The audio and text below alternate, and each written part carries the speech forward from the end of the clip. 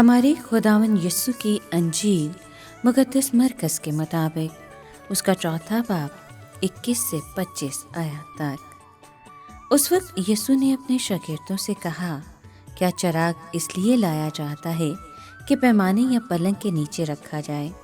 کیا اس لیے نہیں کہ چراغ دان پر رکھا جائے؟ کیونکہ کوئی بات پوشیدہ نہیں جو ظاہر نہ کی جائے گی، اور نہ ہی پوشیدہ کی گئی، مگر اس لیے کہ ظاہر ہو جائے۔ جس کے سننے کے کان ہوں وہ سن لے۔ پھر اس نے ان سے کہا کہ غور کرو، جو سنتے ہو، جس پیمانے سے تم ناپتے ہو اسی سے تمہارے لیے ناپا جائے گا، اور تمہیں زیادہ دیا جائے گا۔ جس کے پاس ہے اسے دیا جائے گا، اور جس کے پاس نہیں ہے اس سے وہ بھی لے لیا جائے گا جو اس کے پاس ہے۔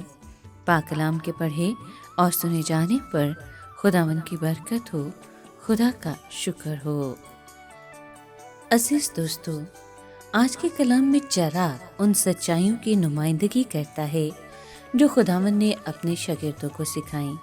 یہ سچائیاں یعنی پیمانہ یا پلنگ کے نیچے رکھنے کے لیے نہیں، بلکہ ضرور ہے کہ ان کو باہر کھلی جگہ پر رکھا جائے تاکہ لوگ دیکھیں۔ اناج ناپنے کا پیمانہ ہمارا کاروبار بھی ہو سکتا ہے۔ اگر ہم اسی میں لگے رہیں تو جو وقت خداوند کے کاموں میں صرف ہونا چاہیے وہ بھی اسی کی نظر ہو جائے گا۔ پلنگ آرام و آسائش کو ظاہر کرتا ہے، اور یہ دونوں ہی تبلیغی کام کی دشمن ہیں۔ یسوع لوگوں سے تمثیلوں میں باتیں کرتا تھا۔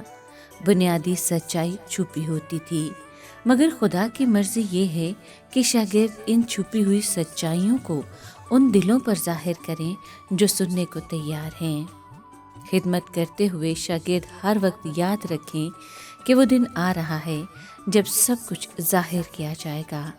اس وقت معلوم ہو جائے گا کہ کاروبار اور ذاتی آرام و آسائش کو سبقت دی گئی تھی یا نجات دہندہ کی گواہی کو۔ یہ الفاظ نہایت سنجیدہ ہیں۔ یہاں یسوع خاص تنبیہ کرتا ہے کہ اگر کسی کے سننے کے کان ہوں تو سن لے۔ اس کے ساتھ ہی نجات دہندہ نے ایک اور سنجیدہ تنبیہ کی، خبردار رہو کہ کیا سنتے ہو۔ اگر میں خدا کے کلام سے کوئی حکم سنتا ہوں مگر اس کی تعمیل کرنے سے قاصر رہتا ہوں تو اسے دوسروں تک نہیں پہنچا سکتا۔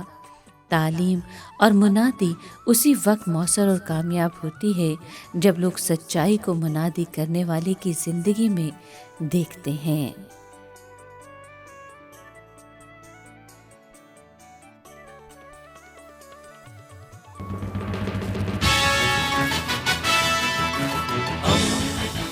دوستی کا پیمبر، ریڈیو ویریتاس ایشیا۔